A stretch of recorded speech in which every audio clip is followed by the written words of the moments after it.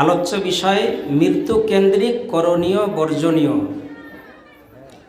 মুমূর্ষ ব্যক্তির নিকটবর্তী থাকলে আমাদের করণীয়। আবু সাঈদ খুদরি রাদিয়াল্লাহু আনহু বলেন, নবীজি বলেছেন, লাকিনু মাউতাকুম লা ইলাহা ইল্লাল্লাহ, তোমরা মুমূর্ষ ব্যক্তিকে কালিমার তালকিন দেবা।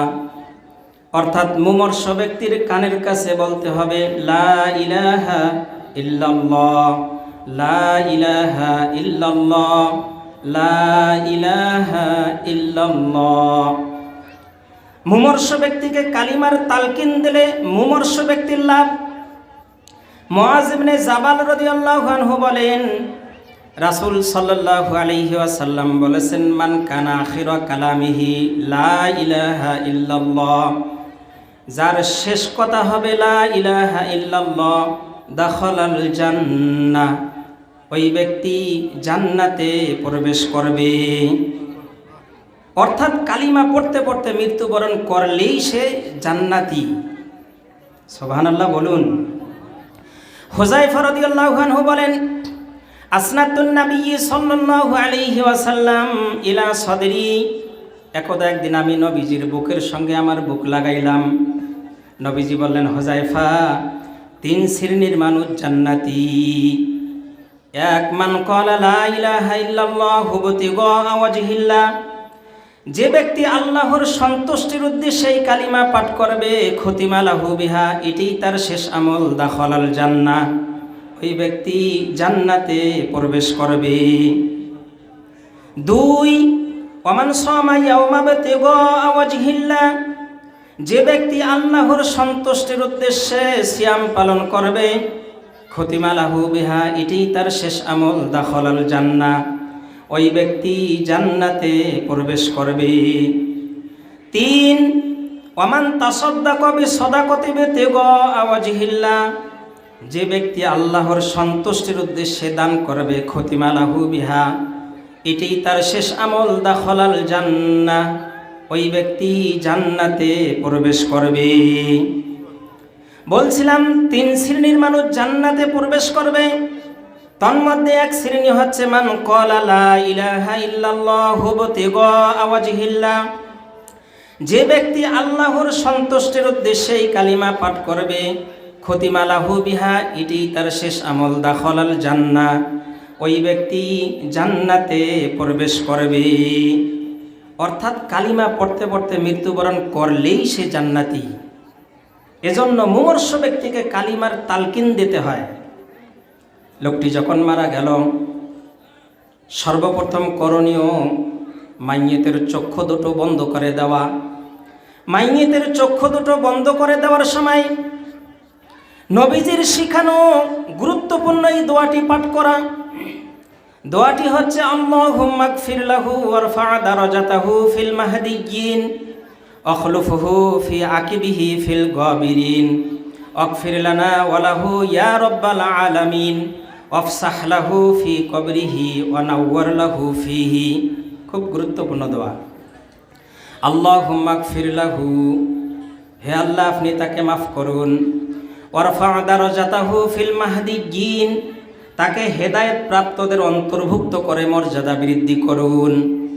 আখলুফহু ফি আকিবিহি ফিল গাবিরিন, তার পরিবারে আপনি প্রতিনিধিত্ব করুন। ওয়াগফির লানা ওয়া লাহু, আমাকে মাফ করুন, তাকে মাফ করুন। ইয়া রাব্বাল আলামিন, হে বিশ্বজগতের প্রতিপালক। আফসাহ লাহু ফি কবরিহি, তার কবর প্রশস্ত করুন। ওয়া নাওয়ার লাহু ফিহি, তার কবর আলোকিত করুন। কখন এই দোয়াটি পড়তে হবে? আমার কথা কি বুঝতে পারতেছেন? কখন? মাইয়েতের চক্ষু দুটো বন্ধ করে দেওয়ার সময়। এরপরে যত দ্রুত সম্ভব মাইয়েতকে গোসল দেওয়া, কাফন পরানো, দাফন করা। মাইয়েতকে গোসল দেওয়া, কাফন পরানোর ফাজাইল। উমামা রাদিয়াল্লাহু আনহু বলেন, নবীজি বলেছেন, মান গাসসালা মাইতান ফাকাতামা আলাইহি, যে ব্যক্তি মাইয়েতকে গোসল দেয় তার ত্রুটিগুলো গোপন রাখে। শর্ত হচ্ছে ত্রুটি গোপন রাখতে হবে। তাহহারাহুল্লাহু মিন জুনুবিহি, আল্লাহ রাব্বুল আলামিন ওই গোসলদাতাকে পবিত্র করান। পবিত্র কি বিদ্বানগণ বলেছেন, গুফিরা লাহু মা তাকদ্দামা মিন জামবিহি, গোসলদাতার পূর্বের যাবতীয় গুনাহ আল্লাহ রাব্বুল আলামিন মাফ করে দেন। ফাইন কাফানাহু কাসাহুল্লাহু মিনাস সুন্দুস, আর যে ব্যক্তি মাইয়েতের কাফন পরিধান করায় আল্লাহ রাব্বুল আলামিন তাকে জান্নাতি রেশম কাফন পরিধান করাবেন। এত বড় সুবর্ণ সুযোগ আমরা নিতে চাই না, দিতে চাই ইমাম সাহেবরে, মুয়াজ্জিন সাহেবরে, ঠিক কিনা?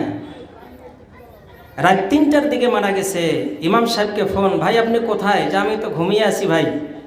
যে আসুন। কেন ভাই? যে আপনার মুসল্লি মারা গেছে, গোসল দিতে হবে, কাফন পরাইতে হবে। কত বড় পোড়া কপাল! মাইয়িতকে গোসল দিলে জীবনের সমস্ত গুনাহ মাফ হবে, কাফন পরাইলে জান্নাতি রেশম কাফন পরার সুযোগ থাকবে। এত বড় গোল্ডেন চান্স আমরা নিতে চাই না, দিতে চাই ইমাম সাহেবরে। আমি মনে করি ইমাম সাহেবকে ভালোবাসেন তো, এই ভালোবাসার বহিঃপ্রকাশ। তাই ৩টার দিকে ইমাম সাহেব আপনি আসেন, আপনার জীবনের গুনাহ মাফ হোক, আপনি জান্নাতি রেশম কাফন পরিধান করুন। এমনটি নাকি? আল্লাহ মাফ করুন। মাইয়েতের নিকটবর্তী আমরা যারা থাকবো, আমাদের করণীয়। উম্মে সালামা রাদিয়াল্লাহু আনহা বলেন, রাসূল সাল্লাল্লাহু আলাইহি ওয়াসাল্লাম বলেছেন, ইযা হাদরাতুমুল মারিদ ওয়াল মাইয়িত, যখন তোমরা অসুস্থ অথবা মাইয়েতের নিকটবর্তী থাকবা, ফাকুলু খৈরন, উত্তম কথা বলবা। কেন? ফাইন্নাল মালাইকাতা ইউআম্মানুন, তোমাদের কথার উপরে আল্লাহ সুবহানাহু ওয়া তাআলার ফেরেশতাগণ আমিন আমিন বলে। মাইয়েতের নিকটবর্তী আমরা যা বলি না কেন, আল্লাহ সুবহানাহু ওয়া তাআলার ফেরেশতাগণ বলেন আমিন। আল্লাহ আপনি কবুল করুন, আমিন। আল্লাহ আপনি কবুল করুন। এই সময়টুকু হচ্ছে দোয়া কবুলের সময়। নবীজি বলেছেন, মাইয়েতের নিকটবর্তী থাকলে ফাকুলু খৈরন, তোমরা উত্তম কথা বলবা। উত্তম কথা কি হতে পারে? এই হাদিসের শেষের অংশে নবীজি বলেছেন, তোমরা তখন বলবা আল্লাহুম্মা গফিরলি ওয়ালাহু, হে আল্লাহ আপনি আমাকে মাফ করুন, তাকে মাফ করুন। আরেকটি দোয়া রয়েছে, মাইয়েতের নিকটবর্তী থাকলে বলবেন আল্লাহুম্মা গফিরলাহু ওয়া সাব্বিতুহু। এই দোয়াগুলো আমরা পড়তে চাই না। কেউ মারা গেলে যত রকমের আজে বাজে কথা, গল্প গুজব সেখানে করি, ঠিক কি না? নাউজুবিল্লাহ বলুন না। মাইয়েতের নিকটবর্তী আজে বাজে কথা চলবে না, গল্প গুজব চলবে না, শুধুমাত্র দোয়া পড়তে হবে। দোয়াটি কি? আল্লাহুম্মা গফিরলি ওয়ালাহু। বলুন তো আমার সাথে, আল্লাহুম্মা গফিরলি ওয়ালাহু, হে আল্লাহ আমাকে মাফ করুন, তাকে মাফ করুন।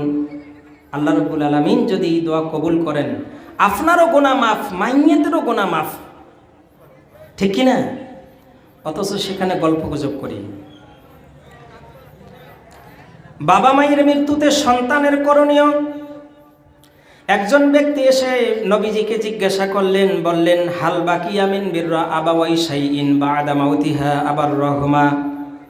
ওগো আল্লাহর রাসূল, বাবা মায়ের মৃত্যুর পরে তাদের খেদমত করার অবকাশ আছে কি? নবীজি বলেন, আমহা আরবাউন খিসালুন, 4টি কাজের মাধ্যমে মৃত্যু বাবা মার খেদমত করা যায়। কয়টি কাজ? জোরে বলুন। 4টি কাজের মাধ্যমে মৃত্যু বাবা মার খেদমত করা যায়।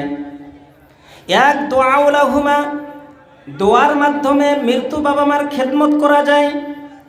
আবু হুরায়রা রাদিয়াল্লাহু আনহু বলেন, রাসূল সাল্লাল্লাহু আলাইহি ওয়াসাল্লাম বলেছেন, ইজা মাতাল ইনসান, যখন কোনো মানুষ মৃত্যুবরণ করে, ইনকতা আনহু আমালুহু, তার যাবতীয় আমল বন্ধ হয়ে যায়, ইল্লা মিন সালাসা, 3টি আমল ব্যতীত।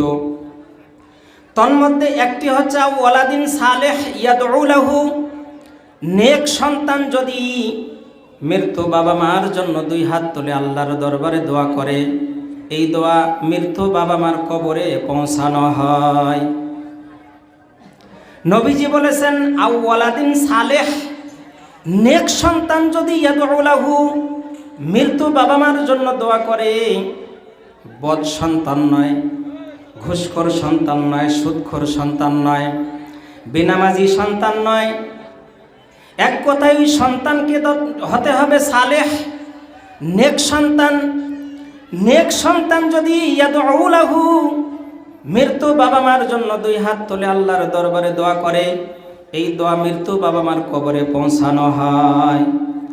বাবা মার জন্য সর্বোত্তম দোয়াটি হচ্ছে রব্বির হামহুমা কামা রব্বায়ানি সগীরা। সকলে একবার আমার সাথে বলুন, রব্বির হামহুমা কামা রব্বায়ানি সগীরা। বলছিলাম চারটি কাজের মাধ্যমে মৃত্যু বাবা মার খেদমত করা যায়। 2, ইস্তেগফার লাহুমা, ক্ষমা প্রার্থনার মাধ্যমে মৃত্যু বাবা মার খেদমত করা যায়। আবু হুরায়রা রাদিয়াল্লাহু আনহু বলেন, রাসূল সাল্লাল্লাহু আলাইহি ওয়াসাল্লাম বলেছেন, তুরফাউল মাইয়িত বা'দা মাউতিহি দারজাতুহু ফায়াকুল,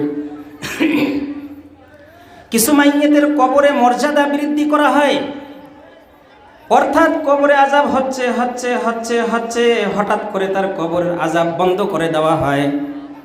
মাইয়িত বলতেই থাকে, আই রব আইয়ু শাইইন হাজিহি, হে আমার রব এমনটা কেন হলো, আমি তো বুঝতে পারলাম না। ফায়ুকালু ওয়ালাদুকা ইস্তিগফার লাকা, তখন ওই মাইয়িতকে বলা হয়, দুনিয়াতে যে সন্তানাদি রেখে এসেছেন, এই সন্তানাদি আপনার জন্য ক্ষমা প্রার্থনা করেছে। সন্তান যদি মৃত্যু বাবা মার জন্য আল্লাহর দরবারে ক্ষমা প্রার্থনা করে, আল্লাহ রব্বুল আলামিন ওই মৃত্যু বাবা মার কবরের আযাব মাফ করে দেন। বাবা মার জন্য ক্ষমা প্রার্থনার দোয়াটি হচ্ছে, রব্বানা গফিরলি ওয়ালি ওয়ালিদাইয়া ওয়ালিল মুমিনিনা ইয়াওমা ইয়াকুমুল হিসাব। আমার সাথে একবার সকলেই পড়ুন, রব্বানা গফিরলি, জোরে বলুন, রব্বানা গফিরলি ওয়ালি ওয়ালিদাইয়া ওয়ালিল মুমিনিনা ইয়াওমা ইয়াকুমুল হিসাব। বলছিলাম চারটি কাজের মাধ্যমে মৃত্যু বাবা মার খেদমত করা যায়। 3, ওয়াইন কদ আহদিহিমা, প্রতিশ্রুতি পূর্ণ করে দেওয়ার মাধ্যমে মৃত্যু বাবা মার খেদমত করা যায়। বাবা 10,000 টাকা মসজিদে দিতে চেয়েছিলেন, দিতে পারেননি, মারা গেছেন। মা 20,000 টাকা মাদ্রাসায় দিতে চেয়েছিলেন, দিতে পারেননি, মারা গেছেন। এই বাবা মায়ের প্রতিশ্রুতি আপনি আমি সন্তান যদি পূর্ণ করে দেই, তাহলে মৃত্যু বাবা মার খেদমত করতে পারলাম। বলছিলাম চারটি কাজের মাধ্যমে মৃত্যু বাবা মার খেদমত করা যায়। 4, ওয়া ইকরামু সাদিকিহিমা ওয়াসিলাতুর রাহমিল্লাতি লা রাহমালাকা ইল্লা মিন কিবালিহিমা, বাবা মায়ের আত্মীয় স্বজন বন্ধু বান্ধব যাদের সঙ্গে চলতো ফেরতো, ওই সমস্ত মানুষদের সঙ্গে উত্তম আচরণের মাধ্যমে মৃত্যু বাবা মার খেদমত করা যায়। চারটি কাজের মাধ্যমে মৃত্যু বাবা মার খেদমত করা যায়। করব তো বলেন ইনশাআল্লাহ। স্বামীর মৃত্যুতে স্ত্রীর করণীয়, অথবা স্ত্রীর মৃত্যুতে স্বামীর করণীয়। উম্মে সালামা রাদিয়াল্লাহু আনহা বলেন, আমার স্বামী আবু সালামা রাদিয়াল্লাহু আনহু যখন মৃত্যুবরণ করলেন, আতাইতুন নবী সাল্লাল্লাহু আলাইহি ওয়াসাল্লাম, আমি নবীজির দরবারে গেলাম, বললাম, ওগো আল্লাহর রাসূল, ইন্না আবু সালামাতা কদ মাতা, আমার স্বামী আবু সালামা মৃত্যুবরণ করেছে, এখন আমার করণীয় কি? নবীজি বললেন, বলতো তুমি বলো, আল্লাহুম্মা গফিরলি ওয়ালাহু ওয়াকিবনি মিনহু উকবা হাসানা, এই দোয়াটি, আল্লাহুম্মা গফিরলি ওয়ালাহু, হে আল্লাহ আমাকে মাফ করুন, তাকে মাফ করুন, ওয়াকিবনি মিনহু উকবা হাসানা, আমাকে উত্তম প্রতিদান দিন। যেই ভাইদের বউ মারা গেছে, যে বোনদের স্বামী মারা গেছেন, এই দোয়াটি বেশি বেশি করে পাঠ করবেন। সন্তানের মৃত্যুতে বাবা মায়ের করণীয়, সন্তান মারা গেলে সর্বপ্রথম বলবেন আলহামদুলিল্লাহ, এরপরে বলবেন ইন্না লিল্লাহি ওয়া ইন্না ইলাইহি রাজিউন। সন্তানের মৃত্যুতে আগে আলহামদুলিল্লাহ যদি বলতে পারেন, এরপরে যদি ইন্না লিল্লাহি ওয়া ইন্না ইলাইহি রাজিউন বলতে পারেন, ফজিলত কি শুনুন। আবু মুসা রাদিয়াল্লাহু আনহু বলেন, নবীজি বলেছেন, ইজামা তাওয়ালাদুল আব্দি, যখন কোনো বান্দার সন্তান মারা যায়, ফায়াকুলুল্লাহু তাআলা লিমালাইকাতিহি, আল্লাহ রাব্বুল আলামিন ফেরেশতাদেরকে জিজ্ঞাসা করেন, কবাত্তুম ওয়ালাদা আব্দি, ও আমার ফেরেশতারা, তোমরা কি আমার বান্দার অন্তরের ফলকে, তোমরা কি আমার বান্দার সন্তানকে কেড়ে নিয়েছো? ফেরেশতাগণ বলেন, নাম, হ্যাঁ। আল্লাহ রাব্বুল আলামিন আবার জিজ্ঞাসা করেন, কবাত্তুম সামারাতা ফুয়াদিহি, ও আমার ফেরেশতারা, তোমরা কি আমার বান্দার অন্তরের ফলকে কেড়ে নিয়েছো? ফেরেশতাগণ বলেন, নাম, হ্যাঁ। আল্লাহ রাব্বুল আলামিন বলেন, মাজা ক্বালা আব্দি, আচ্ছা আমার বান্দা কি বলেছে? ফেরেশতাগণ বলেন, হামিদা ওয়াস্তারজা, ইন্না লিল্লাহি ওয়া ইন্না ইলাইহি রাজিউন। আপনার বান্দা আগে আলহামদুলিল্লাহ বলেছে, প্রশংসা করেছে, এরপরে বলেছে ইন্না লিল্লাহি ওয়া ইন্না ইলাইহি রাজিউন। আল্লাহ রাব্বুল আলামিন সঙ্গে সঙ্গে ফেরেশতাদেরকে বলেন, ফায়াকুলুল্লাহু তাআলা ইবনু লিআবদি বাইতান ফিল জান্নাহ, ও আমার ফেরেশতারা, যাও যাও যাও, আমার ওই বান্দার জন্য জান্নাতের মধ্যে একটা গৃহ নির্মাণ করে দাও। ওয়াসাম্মুহু বাইতাল হামদ, ওই গৃহের নামকরণ করে দাও প্রশংসার গৃহ। সুবহানাল্লাহ বলুন। মৃত্যু কেন্দ্রিক বর্জনীয়। আমাদের সমাজে বিশেষ করে মা বোনেরা, কেউ মারা গেলে চিল্লা হুল্লা করে কান্নাকাটি শুরু করে দেয়। কান্নার কি ঢং! বাবা মারা গেছে, মাতম করে, চিল্লা হুল্লা করে কান্নাকাটি শুরু করে দিয়েছে। কান্নার কি ঢং! আমার বাবা রে, কেন আল্লাহ নিয়া গেল রে। আপনাদের এদিকে আছে এরকম? আমার বাবাকেই আল্লাহ শুধু দেখলো রে, আমার বাবা যে ভালো মানুষ ছিল রে, আল্লাহ মিয়া রে, কেন আমার বাবাকে আপনি নিয়ে গেলেন রে। বুবু, আমি 15 দিন আগে থেকে জানি বুবু, আমার বাবা মারা যাবে বুবু, 15 দিন আগে থেকে জানি। ও নাকি 15 দিন আগে থেকে জানে। কত রকমের যে কথা আর ঢং, বিশেষ করে মা বোনদের, ঠিক কিনা? এভাবে কেউ যদি মাতম করে কান্না করে, তাদের সম্পর্কে নবীজি কি বলেছেন শুনুন। আব্দুল্লাহ ইবনে মাসউদ রাদিয়াল্লাহু আনহু বলেন, নবীজি বলেছেন, লাইসা মিন্না মান দারাবাল খুদুদ ওয়া শাক্কাল জুয়ুব ওয়া দাআ বিদাওয়াল জাহিলিয়া, ওরা আমার দলভুক্তই নয় কারা, যারা শোকের সময় এবং দুঃখের সময় জাহিলিয়াতের ন্যায় ডাকে, চিল্লা হুল্লা করে, মাতম করে, কান্নাকাটি করে। লাইসা মিন্না, ওরা আমার দলভুক্তই নয়। কত বড় কথা! নবীজি যদি বলেন ওই মানুষগুলো আমার দলভুক্তই নয়, ওই মানুষগুলো জান্নাতি হবে না জাহান্নামী হবে? জোরসে বলুন। নবীজি বলেছেন, লাইসা মিন্না, ওরা আমার দলভুক্তই নয় কারা, মান দারাবাল খুদুদ ওয়া শাক্কাল জুয়ুব ওয়া দাআ বিদাওয়াল জাহিলিয়া, যারা শোকের সময় এবং দুঃখের সময় চিল্লা হুল্লা করে, কান্নাকাটি করে, মাতম করে।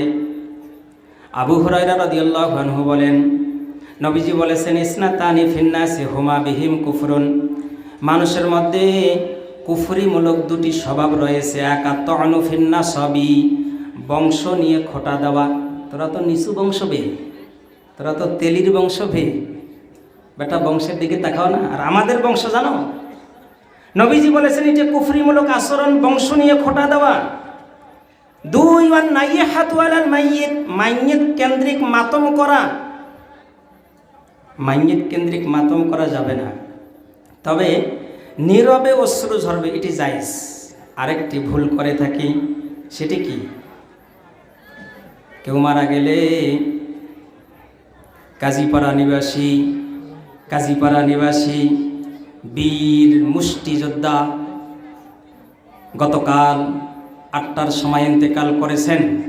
ইন্না লিল্লাহি ওয়া ইন্না ইলাইহি রাজিউন। মসজিদের মাইকে, কোথায়? মসজিদের মাইকে। মসজিদের মাইকে মৃত্যু সংবাদ প্রচার করা যাবে কি না? ওলামাদের মধ্যে দুটি মত রয়েছে, তবে স্ট্রং মত হচ্ছে মসজিদের মাইকে মৃত্যুর সংবাদ দেওয়া যাবে না। এটা আমার কাছে স্ট্রং মত মনে হয়েছে। যে বিদ্বানগণ এই মতটাকে গ্রহণ করেছেন তারা একটি দলিল সামনে নিয়ে এসেছেন। দলিলটি হচ্ছে বুরাইদা রাদিয়াল্লাহু আনহু বলেন, আন্না রাজুলান নাশাদা ফিল মসজিদ, একজন ব্যক্তি মসজিদে আসলেন, ঘোষণাপূর্বক বললেন, মান দাআ ইলাল জামালিল আহমার, আমার একটি লাল উট হারিয়ে গিয়েছে, তোমরা কি কেউ সন্ধান দিতে পারবা? পাশেই ছিলেন নবীজি, বললেন, লা ওয়াজাবাত, তুমি যেন তা ফেরত না পাও। ইন্নামা বুনিয়াতিল মাসাজিদু লিমা বুনিয়াত লাহু, শোনো, মসজিদ যে জন্য তৈরি করা হয়েছে তা করো। অর্থাৎ মসজিদ তোমার হারানো বিজ্ঞপ্তি পেশ করার জন্য তৈরি করা হয়নি। মসজিদ জিকির আজগার, কোরআন তেলাওয়াত, সালাত, নসিহা এগুলোর জন্য তৈরি করা হয়েছে। তোমার হারানো বিজ্ঞপ্তি পেশ করার জন্য মসজিদ তৈরি করা হয়নি। এই হাদিসের আলোকে বিদ্বানগণ বলেছেন, যেই মানুষটিকে সারাটি জীবনের জন্য হারিয়ে ফেললাম, এই হারানো বিজ্ঞপ্তি মসজিদের মাইকে পেশ করা যাবে না। যারা এই মতটাকে গ্রহণ করছেন, আবার কিছু কিছু ওলামায়ে ইকরাম বিদ্বান ওনারা বলছেন যে এটা জায়েজ হতে পারে।